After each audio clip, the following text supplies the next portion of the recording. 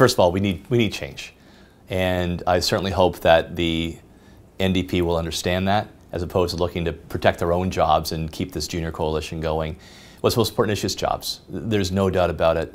That's why I put out my plan. I call it the Million Jobs Plan. It's focused on getting energy rates under control, lower taxes, less debt. I'm convinced my plan will help create 1 million jobs in the next 8 years and get Ontario back to work. Hydro is one of the major costs of doing business in our province. It's also one of the biggest bills you pay outside of your mortgage in your own home. I want to make sure that hydro rates are going to send a signal that Ontario is open for business again, and that people won't be afraid of opening their hydro bill when it comes in every month. I've laid out a plan on how to do that. I worry that the Liberal NDP plan is going to drive up hydro rates even higher, and with that, quite frankly, with that go the jobs. You asked me about transportation, and look, I put my plan on the table. It's called the Million Jobs Plan. People can see the whole plan at millionjobsplan.ca. I'm convinced it's going to work. I'm excited about my plan. But a jobs plan is not going to get very far if we're snarled in traffic in the GTA, which is 1/10 of the Canadian economy, not just Ontario.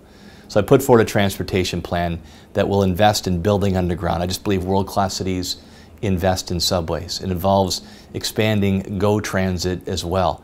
And we also need highway capacity, because you can't get goods to market on a bus. But the big difference between us and them, I think it's time the province sees the wheel. It's time the province actually decided what projects are going where, because right now with 10 different municipalities, agencies, boards and commissions in charge, look, when you've got 10 bosses, nothing gets done. Well, no doubt that there's some of the big government union leaders who want the Liberals and NDP to be re-elected. But I just got to ask you, do you actually want Sid Ryan running the province any longer? Do you want Pat Dillon of the Working Families Coalition deciding how much your tax bill is going to be? What am I going to do about it? Talk about my plan. My plan of getting people back to work in our province with a good job, not a job that you're stuck with, and having government that actually spends within its means and focuses on delivering quality services, not what the union bosses want. Well, you got to hold somebody to account. Look, if I had cabinet ministers that had these types of scandals, like the gas plant scandal, the Orange Air Ambulance, e-health, they'd be gone. They'd be out of cabinet. And that sends a signal pretty darn quick to the rest of cabinet to pull up their socks. I've also said a change I'd bring in as premier is actually to tie cabinet's pay to the performance.